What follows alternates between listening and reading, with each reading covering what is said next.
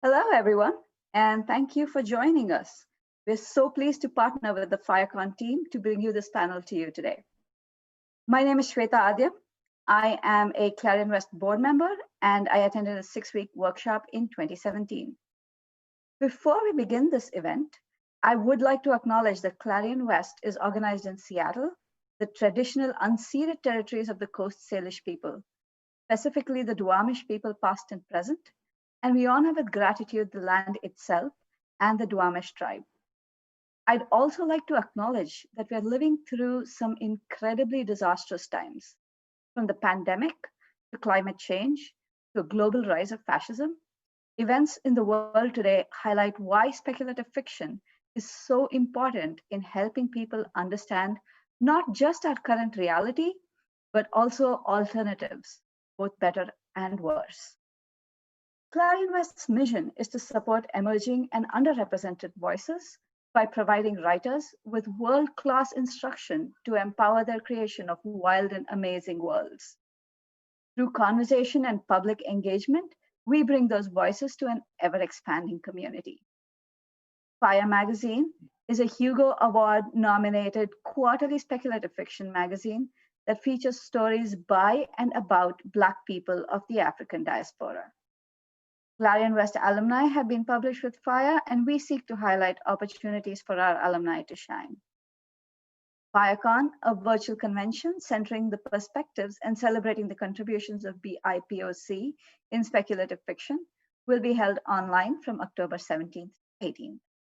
Today's moderator is Brent C. Lambert, FIYAH Magazine social media manager and speculative fiction author. Brent will be introducing our panelists today. Thank you to everyone again for joining us. And Brent, welcome and take it away. Thank you so much for having us. We definitely appreciate it. A quick little thing before I introduce the panelists, we kind of talked about it beforehand.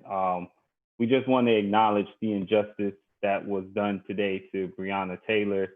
And it kind of highlights why we are doing the things that we're doing today and why Black authors have to build speculative worlds to explore the trauma and the injustices and the unfairness that is laid at our feet, because so often the world around us refuses to acknowledge it.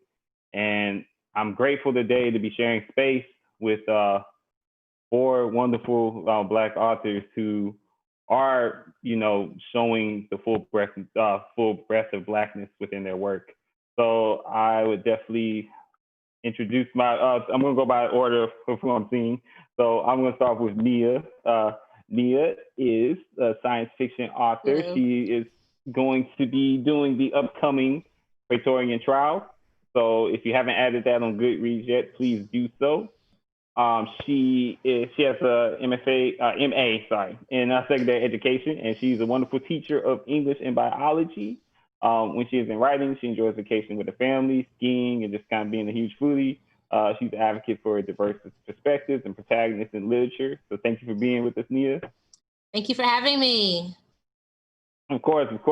All right, and then next we will introduce L.D. Lewis. So L.D. Lewis is one of my best friends, but she is also an award-winning SFF writer and editor.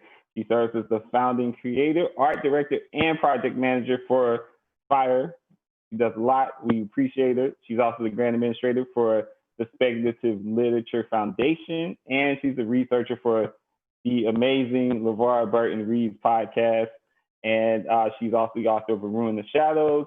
She's had Fiction in Fire, Podcast with Strange Horizons, Anathema, Fireside. It's just, huge personality. Love her so much. Thank you for being with us, LD.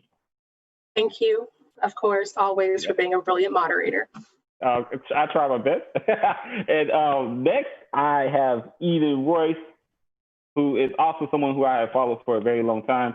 Eden Royce is, she's an amazing SFF author with a middle grade book, which I actually happen to have a copy of, and I'm gonna reach for it. It is called Root Magic. It is a middle grade book that is coming out very soon. Grab it on Goodreads. I'm already a couple of chapters into it. I love it. She's an amazing author who just taps into culture in such a unique way, and I love everything she does. So check out the book, Root Magic. Grab it soon. Thank you for being with us, Eden. Thank you so much for having me here. I appreciate it. Absolutely. And last but certainly not least is my good friend Danny. Danny is amazing as well. What else can I say? Danny is a comics author, prose author, Queen of Dreams, James Bond, Ironheart. Oh my God, Ironheart. Yeah, just so talented across the board. Has so many projects coming. We'll be editing Fireside. When is that next year, Danny? I want to say it's the January issue, but time's not real anymore. So I know, it's so crazy. Yeah, but just I'm full of talent and a career that will last a very long time, I am sure. So thank you for being with us, Danny. thank you so much. No problem. All right. So now that I've gotten all the brilliance and the hype out of the way, let's kind of dive into it. So today we're going to talk about building inclusive Black worlds.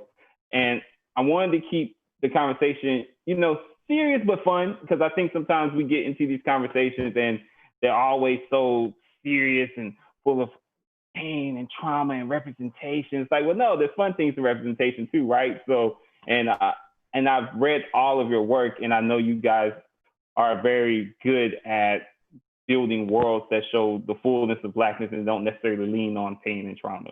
So we're just going to get right to it. So, okay, first question.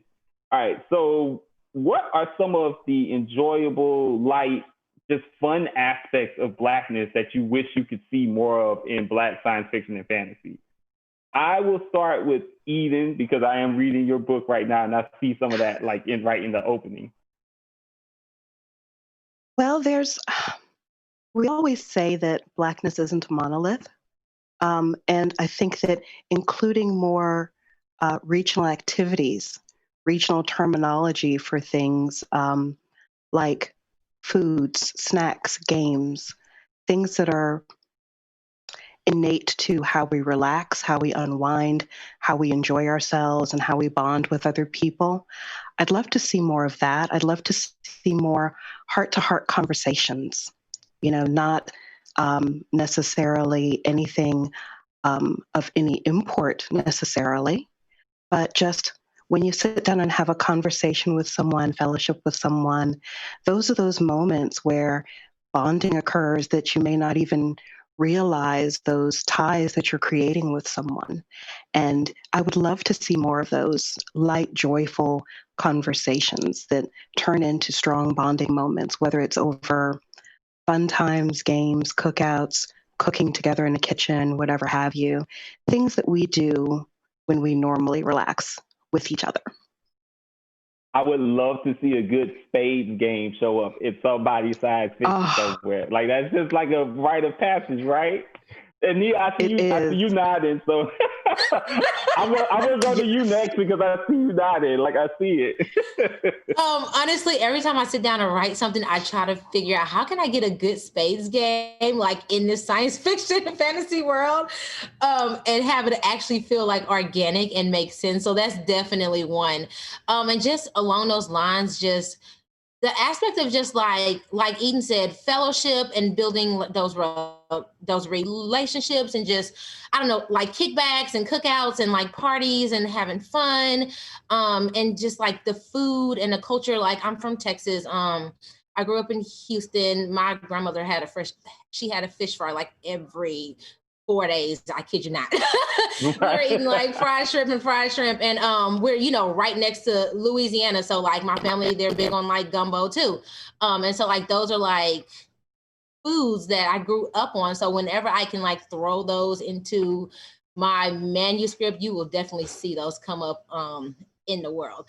And another thing that's really important to me is just like Black love, just like so infrequent. We don't get to see like Black people on page falling in love, like these big, epic, elaborate, like endless like love stories. And that's just something that's just me personally as a reader and as a writer, it just fills me up with so much like joy that I never pass up an opportunity to put that on the page. And that's why I love it. So we talked about the South, and I know Eden has Gullah ancestry, but I think going back to the whole Blackness is not a monolith thing, right? Like we have these regional things. So Danny, you are in New York, so that is like its whole other thing of Blackness. So what would you like to see? So I was raised in Harlem and the Bronx. I've said this before. In and of itself, it's not like a Black joy thing, but I think that there's a lot of Black joy missing by ignoring these. Government housing and the sort of communities that exist within government housing. Having grown up in the projects, there's, the women who, during the holidays, make money off of making meals for people that, your mama would send you up with, however much to like go get the meal for the night, or the way in which, so many people are both relatives and like not at all. And then I think I want to see block parties. And it feels even more like fantastical to say it obviously now during like COVID, but it's always been wild to me when like not like, especially when you read like non-Black authors' work who try to include like Black and Hispanic people, and they get them together for gatherings, but like whether it's in the future or fantastical, none of them are grounded in the concept of like the block party or like even a browner version of the street fair. I grew up with Harlem Week, or Family Day in the projects, and kind of not seeing world builds that use those as the base for celebration. And I would love to really see those.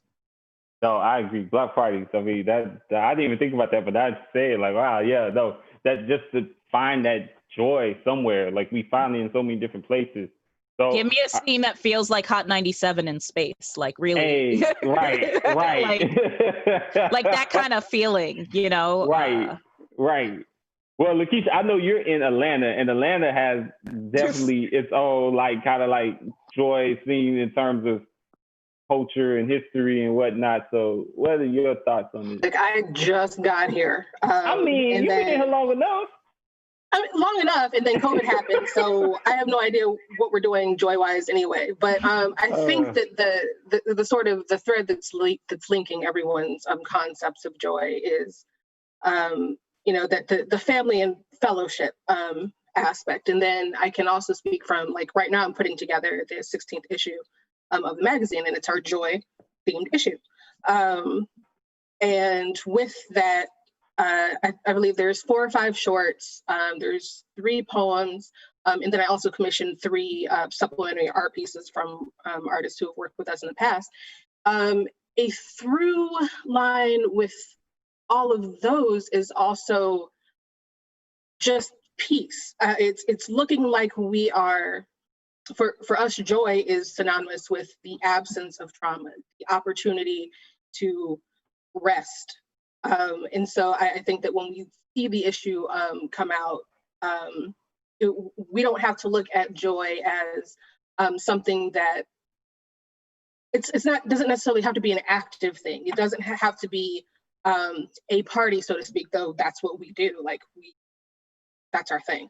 A lot of people are just kind of looking at joyful moments as opportunities to do nothing, like to just be not fighting for a second. And to feel safe in silence also. Yeah, so it's nice to have those moments. I actually feel at peace in reading those things. I know we have to have conflict in order to, have in order to write standardized sort of Western storytelling or narratives, but it's nice when quiet things just kind of happen.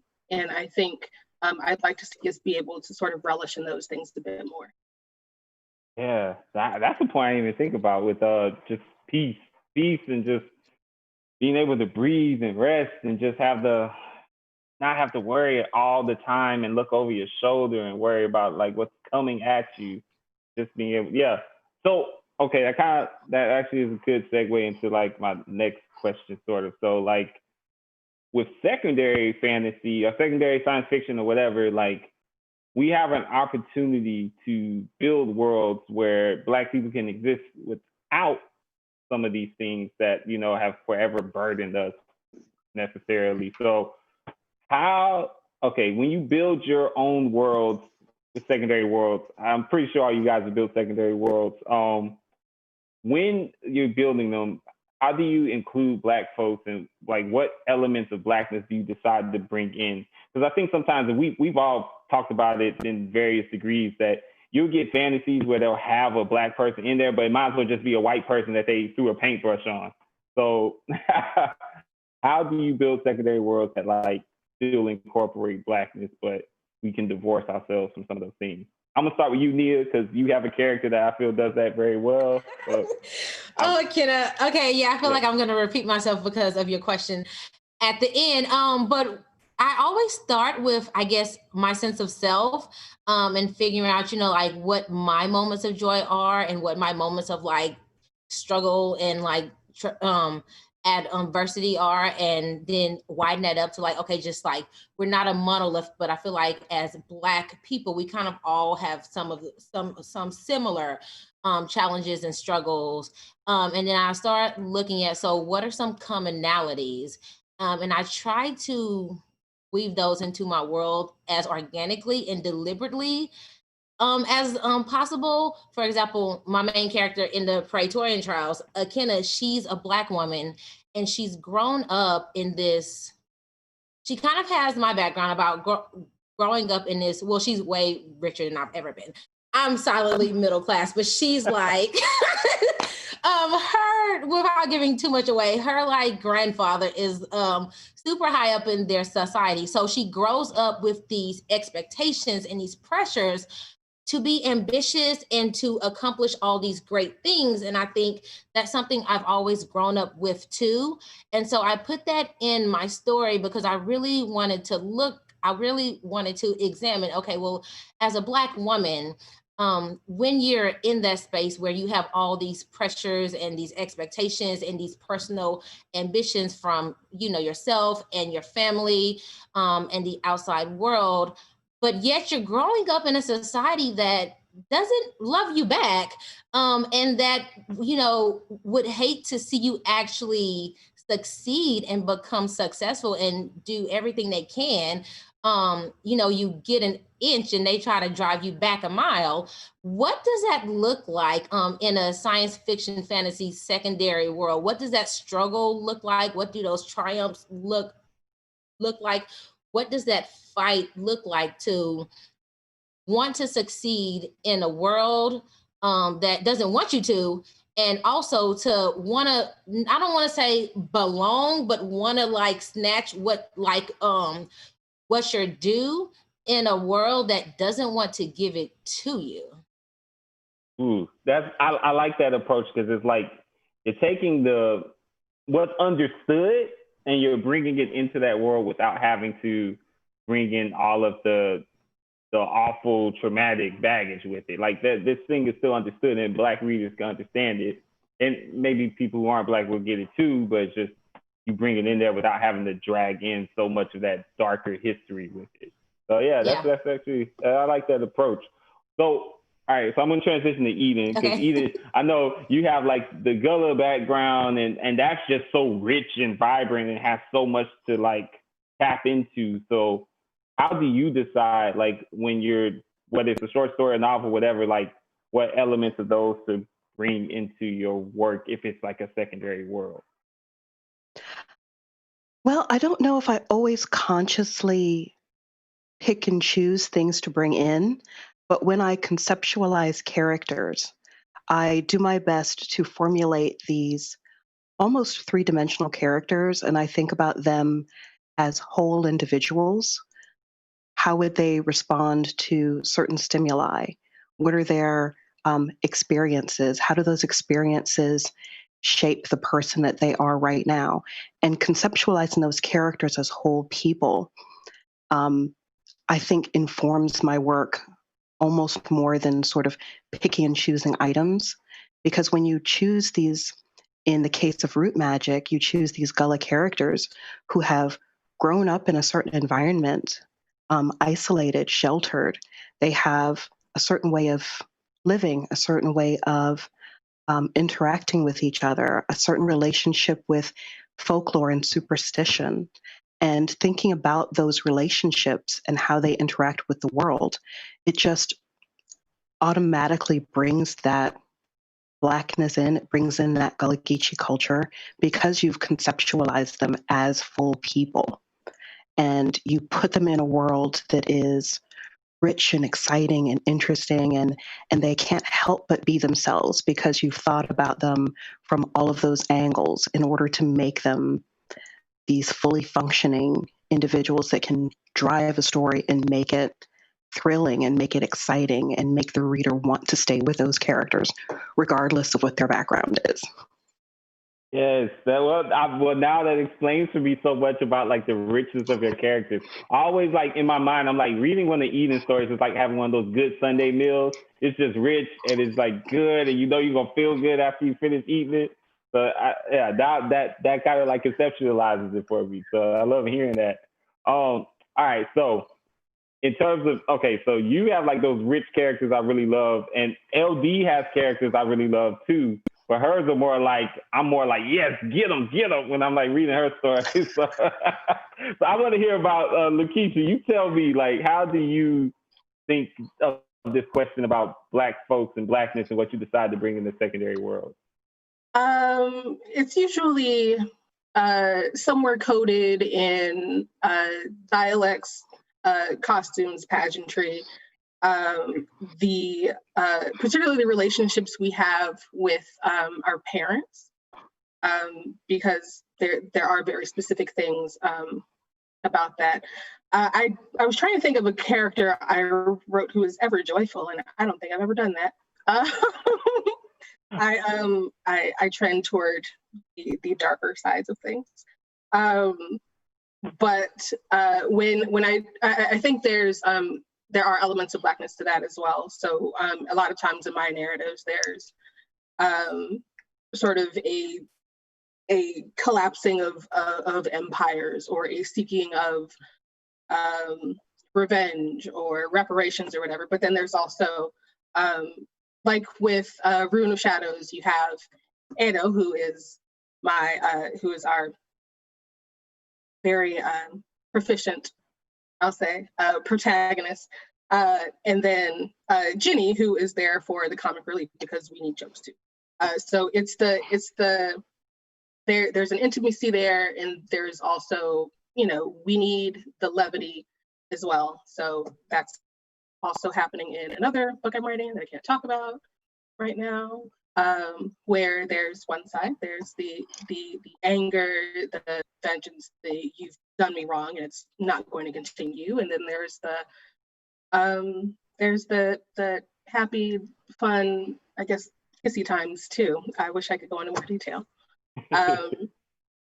But yeah, all of those things, all of the characters that I've written, and most of the ones that you'll ever read from me will be Black, femme on some level. And they're all fully realized characters. They've got things about them that are uniquely Black, culturally, not necessarily in terms of oppression. And then there's also our good stuff too. Well, and that's what I always like about yours, because it's like, I know that they're Black without having to happen to have this history of, well, we all know. So but they still get to be Black. And I love that you do it in these fun ways where you focus on the jewelry, the dialect, the hair, all that. And there's actually, all right, Danny, I'm not going to talk for you, but that's just one idea you brought up to me. And I'm just like waiting and dying for you to bring it up. But how do you like bring Blackness into the secondary world? Very aggressively. This comes in part for two reasons.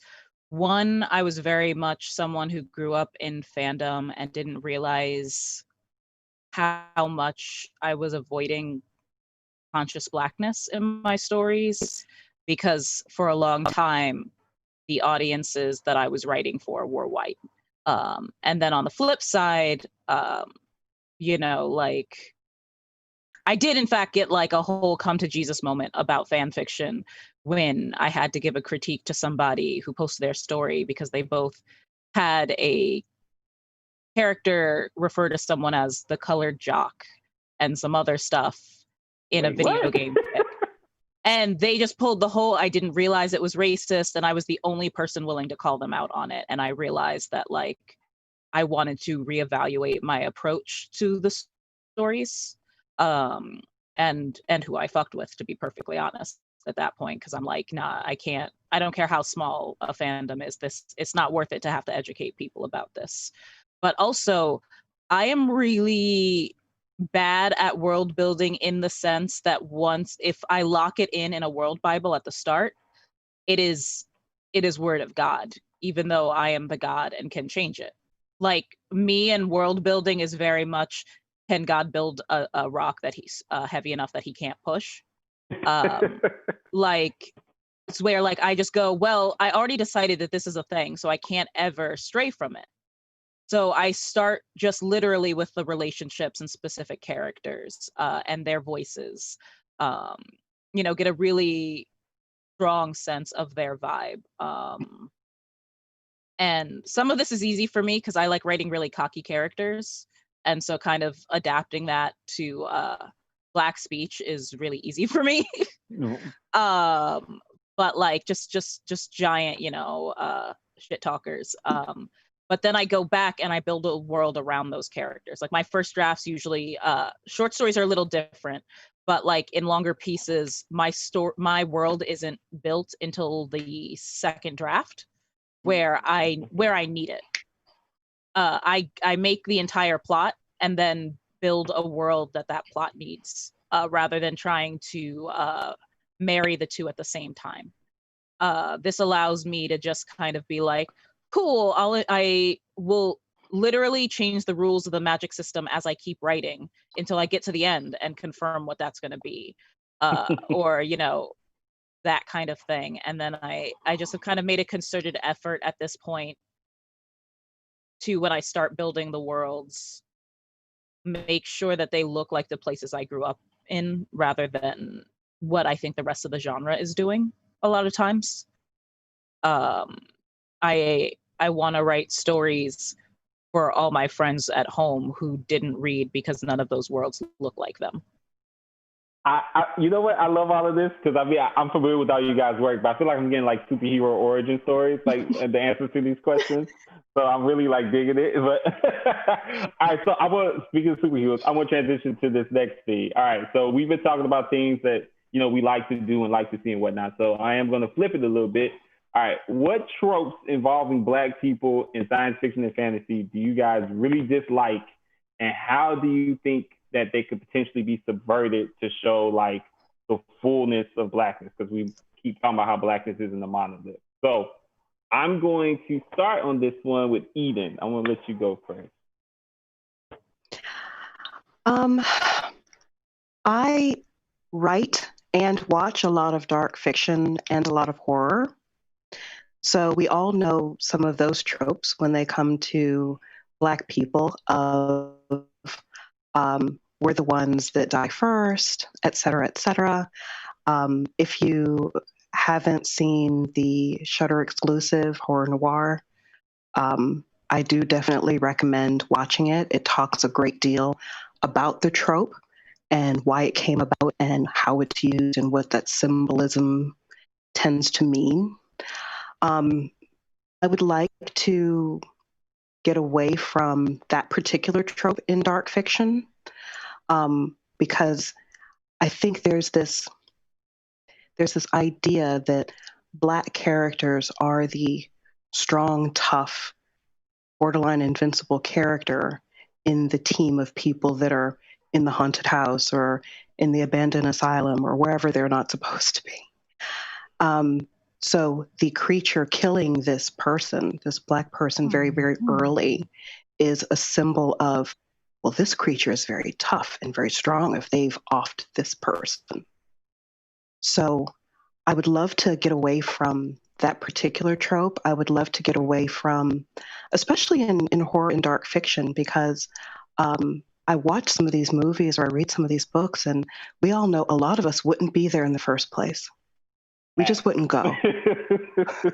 We would be at home, you know, going, oh, glad I didn't go on that thing. Ugh.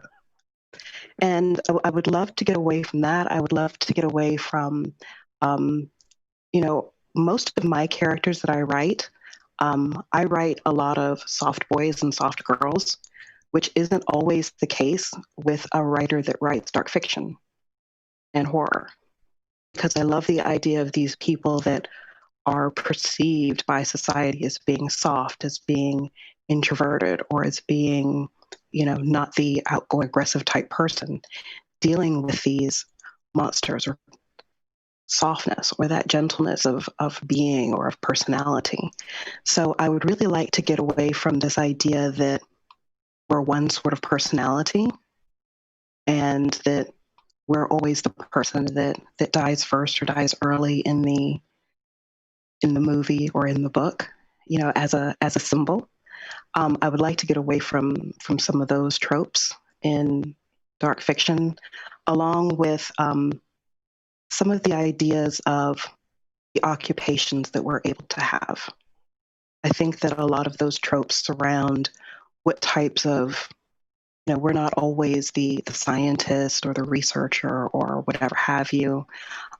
We can be the lead, as well as the comic relief, as well as the villain, as well as insert any number of archetypes here.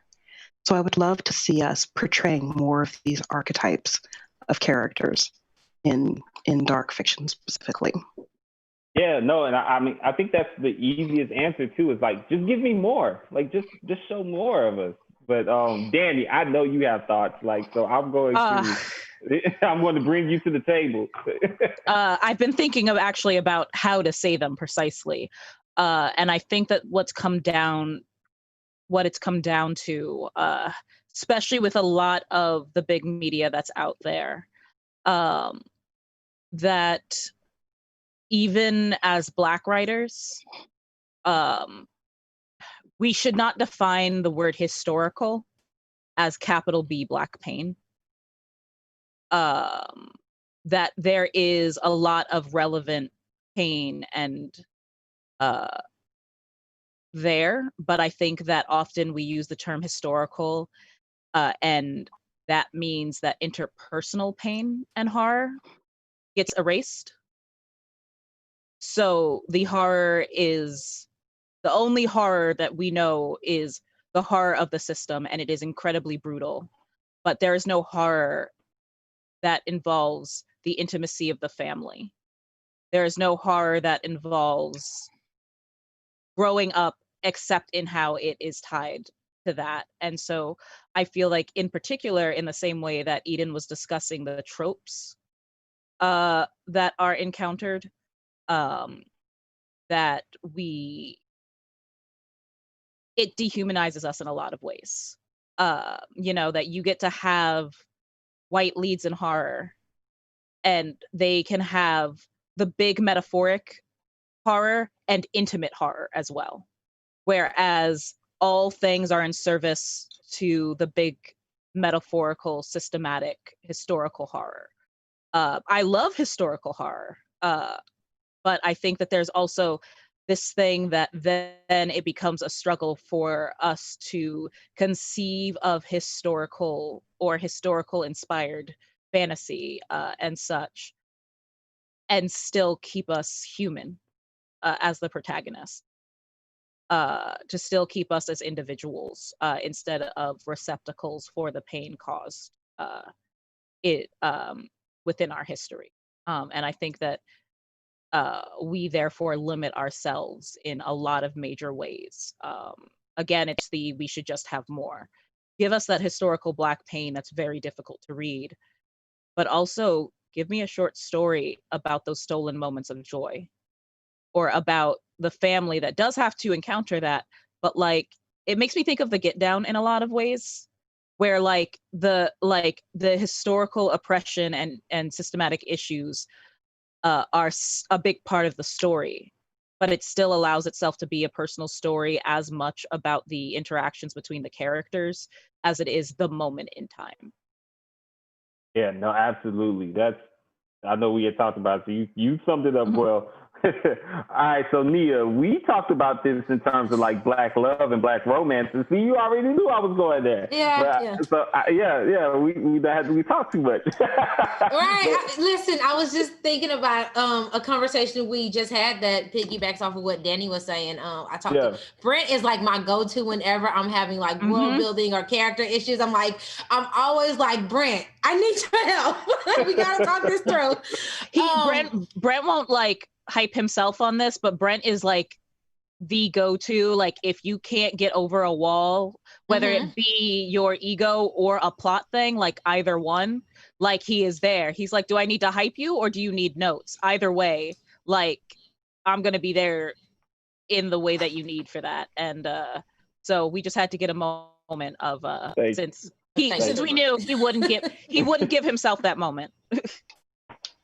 Yeah, fair enough, Nia. Yeah. So, Danny, you were talking about like being able to like write historical fantasy and like diverse the Black pain. And I'm writing a historical fantasy thing right now that I can't say a whole lot about.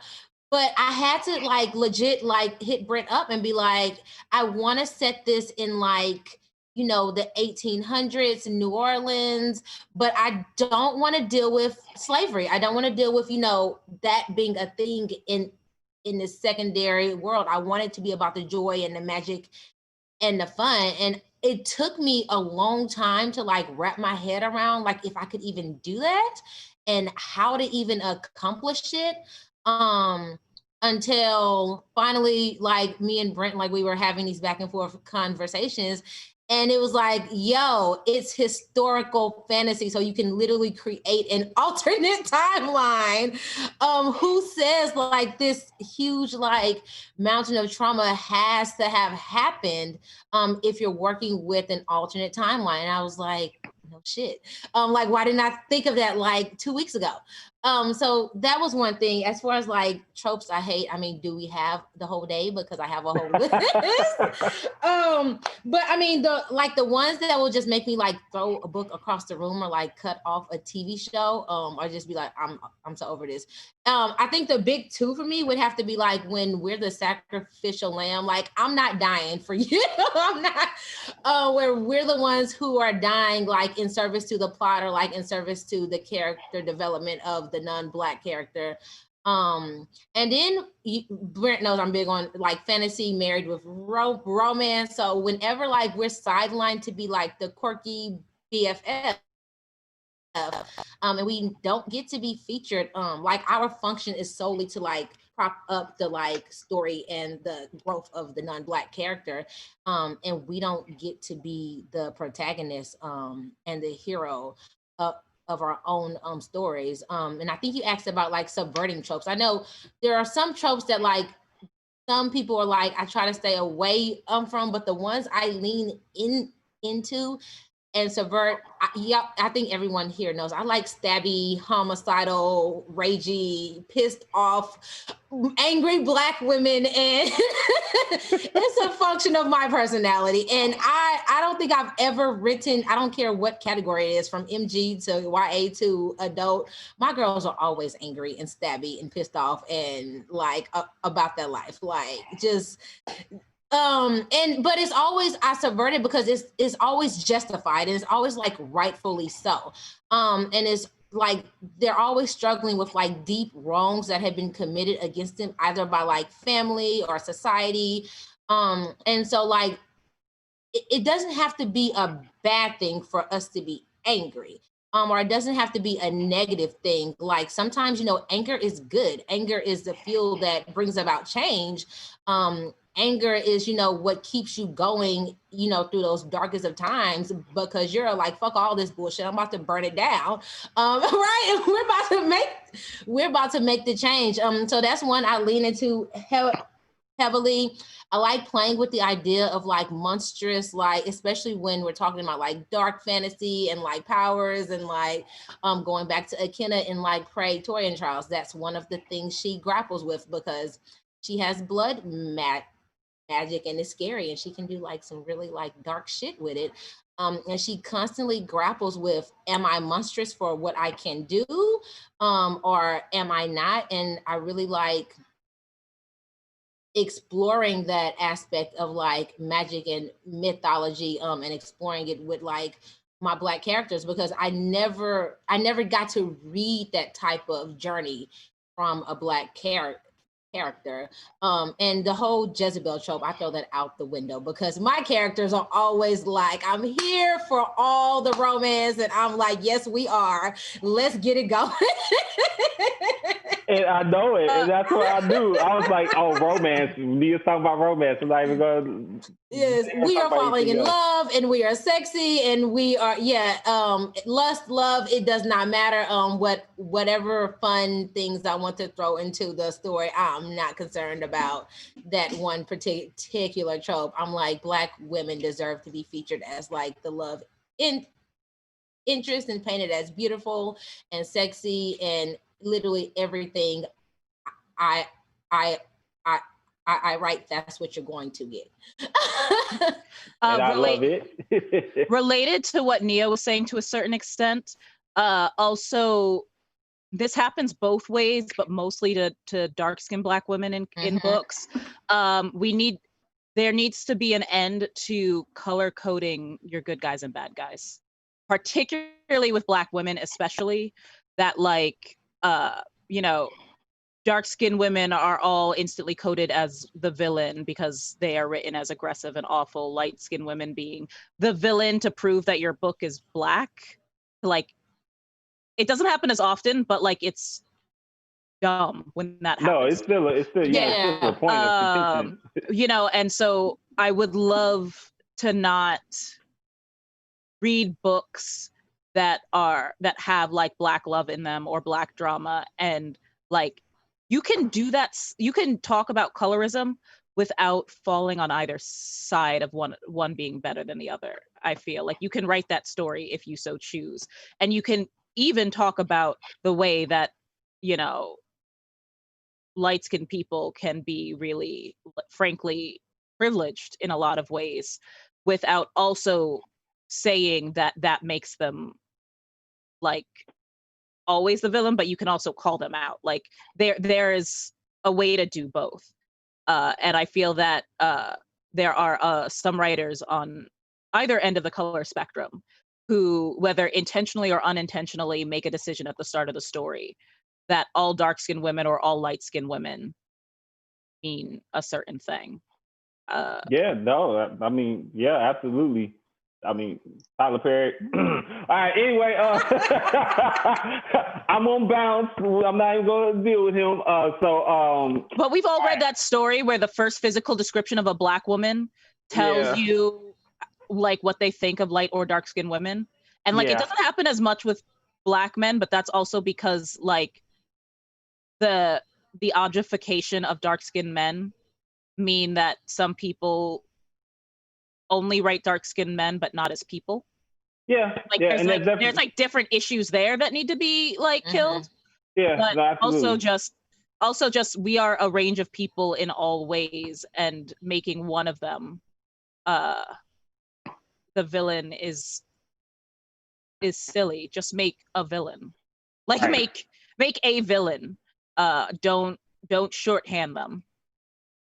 Right. Well, speaking of characters who have the range, Lakeisha, I know yours often gets to be full of anger, but righteous anger, and then, you know, they get to have a full breadth of emotion. So in terms of tropes, which ones are like you actively dislike, and what are ones you think that can be subverted?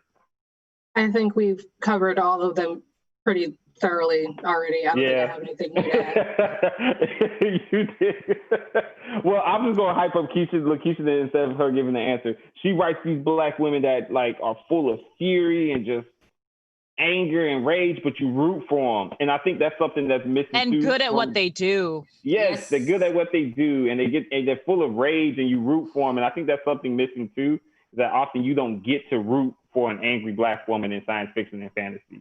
Like they're often made the villain, they're made the bad guy, they're made something to hate. So it's like my whole Twitter handle. Yeah. And they don't even get to be the lead villain, which always messes me up. They are like always second fiddle to like the lead white villain, but I'm like, they can just take over everything. If you're gonna make them the villain, give them actual power. Right. All right, so we got some stuff we dislike out the way. All right, so we're gonna talk about Black books that we think in FFF that we think do these things well. They build inclusive Black worlds that have queer Black people, Black trans people, just across the board, like show the full list of Blackness. So I'm gonna ask for recommendations because we probably got people out there who want some. So yeah, Nia, I'm gonna start with you because I know you're a reader and we share. I mean, we're all readers, but I know me and you talk about books quite often. So I have three. N.K. Jemison's 100,000 Kingdoms. I want to say I was like you, Danny. I grew up reading a lot of like white centric stories, and it was really hard for me to conceive of like what Blackness looked like in science fiction fantasy. And N.K. Jemison's 100,000 Kingdoms, I want to say it was one of the earliest books that I read that really showed me how it could be done and the magic of doing it. And I just love her world. You get like intrigue and politics and like family feuds, but also like these deep like family relationships and magic and mythology. And it's all like created within this like Black identifying world, and it's just I love it so much. The second one I have is Nikki Drayton's Temper. Have you? Yeah, that one is, oh God. I love it. You get some of those same themes as far as like twins and magic and feuding brothers and feuding sisters, and just these 16-year-olds, even though it's adult fantasy, falling in love, and it deals with sins and virtues and what it means to have a sin and what it means to have a virtue and what it means to be good and bad. It does some really fantastic things with taking those traditional tropes and ideals about good versus evil and like flipping the script. And the most recent thing I read was Tracy Deon's Legendborn, which if you follow me on Twitter, I have been screaming about it for I keep hearing about it. I have been screaming about it for a good month because it's a contemporary fantasy that's just freaking amazing. And it's a contemporary fantasy that literally blew my mind because it like marries like King Arthur mythology with like Black roots and like Black history and like Black trauma without it feeling heavy.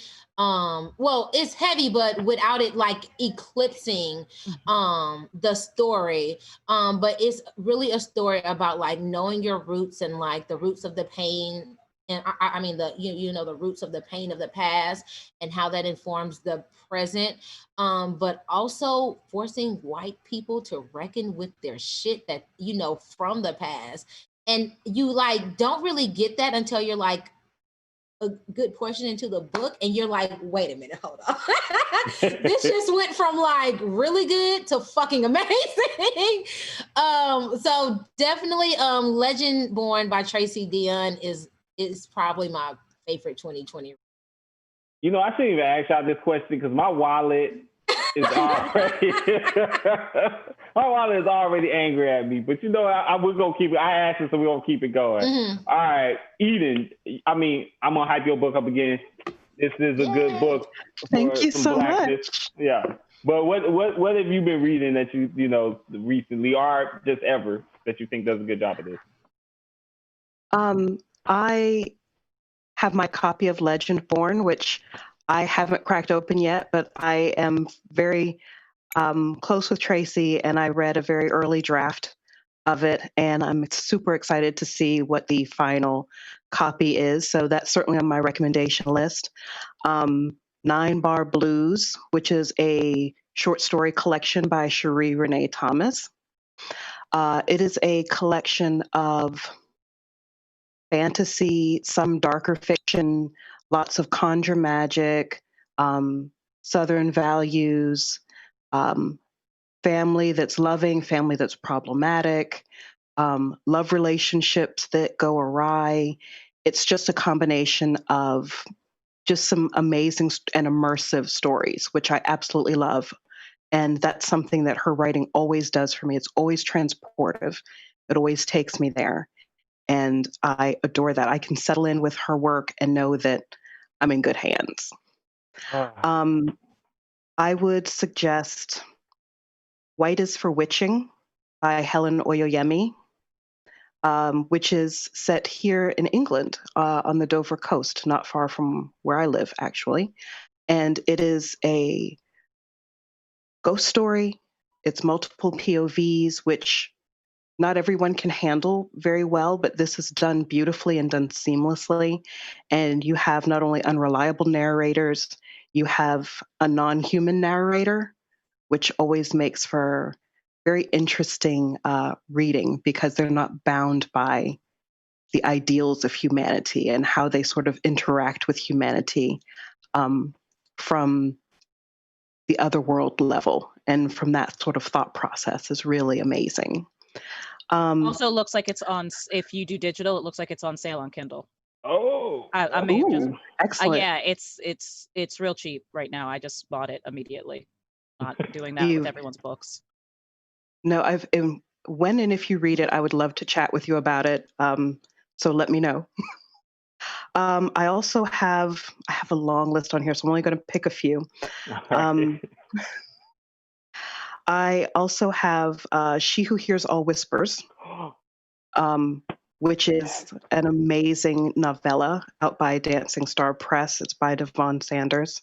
And I think I'll mention just really quickly one more short story collection and one more novel. One novel is Redemption in Indigo by Karen Lord.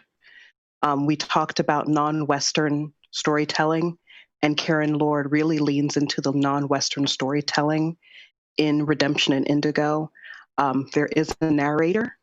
The narrator does speak with the reader at times, and it is a very close story that brings you in, and it has African folklore, and it is just a wonderful read and something that you'd be probably happy to revisit maybe once a year and just read again and see what the new things are that you pick up from it.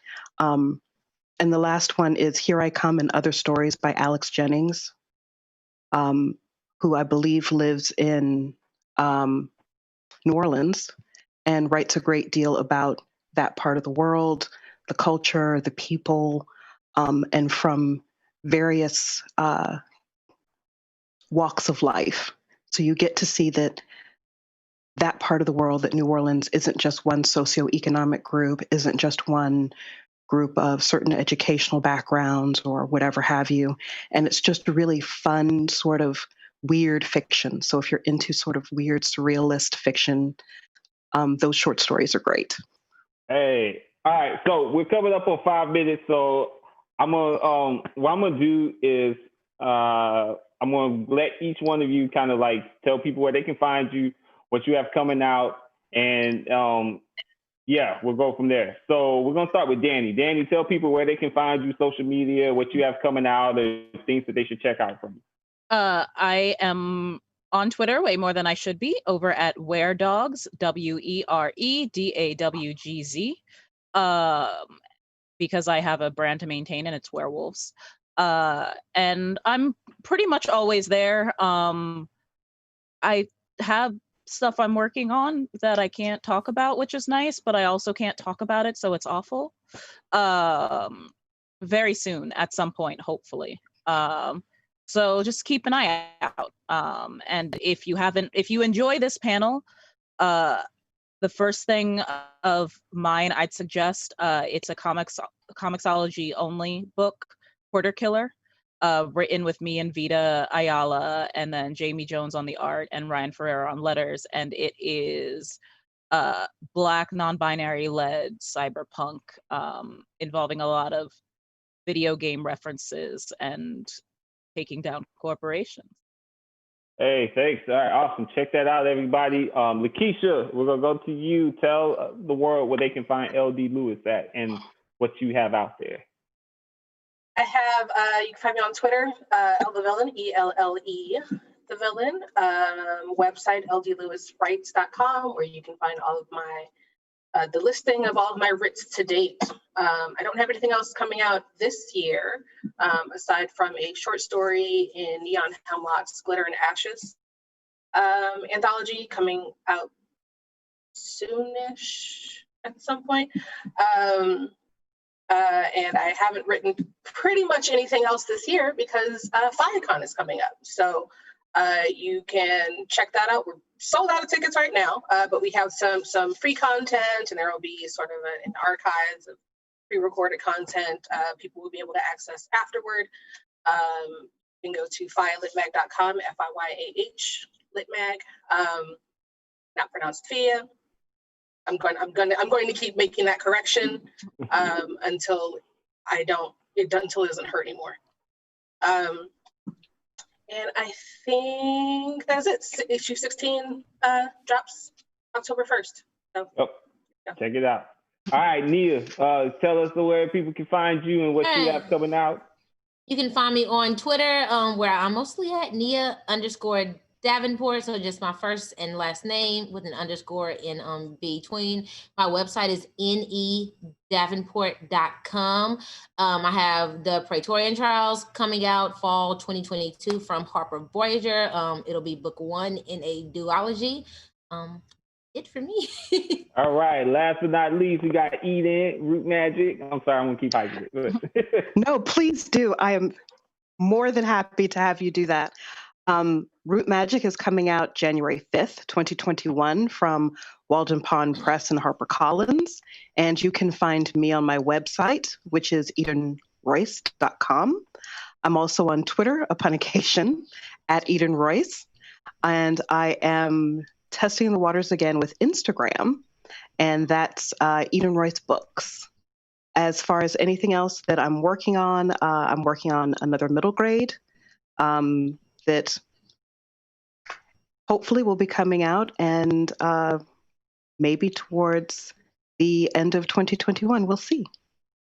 All right. Well, thank you again. I appreciate all of you so much coming out today and just having this discussion. Are you going to like shout yourself out, or are we gonna do that for you? Are we going to have to nudge you? All right. I don't know where to find you. All right, fine. Hold on. Back up. Let me back up, because this is why you got to have Black folks on your side, because they will always make sure you talk about yourself. All right. So I'm Brent Lambert. You can find me on Twitter at Brent C. Lambert. I am the social media manager, reviews editor, and programming director for FIYAHcon. And that's LD's already giving you the dates for that. I may or may not have a couple of little things coming out here soon. We'll see. But one thing I can't talk about for sure is there's an anthology coming out next month with Tor that I'm editing, the flash fiction anthology called Breathe Fire. And thank you. And we have had some amazing stories, so we're starting to make some final selections here pretty soon. And I think that's about it. Yeah. And do we have time? We got 2 minutes. Okay. Thank you, everyone. A huge thank you to our panelists and moderator tonight. That was such an amazing discussion. And Eden Royce brought up Redemption in Indigo. I just want to make a quick shout out to a reading series that's starting tonight in a couple of hours. And they're kicking off with a celebration of 10 years of Redemption in Indigo, featuring Dr. Callan Rod and Tessa Grattan. That is the Strange Light reading series, if you want to look that up. And this is a fantastic discussion. Thank you all so much for coming and sharing your views with us. And thank you to our viewers. If you enjoyed this conversation and you would like more information on FIYAHcon or Clarion West, we have you covered. We have links in the description and the chat. Thank you all so much for joining us. Stay safe and take care of one another. Thank you.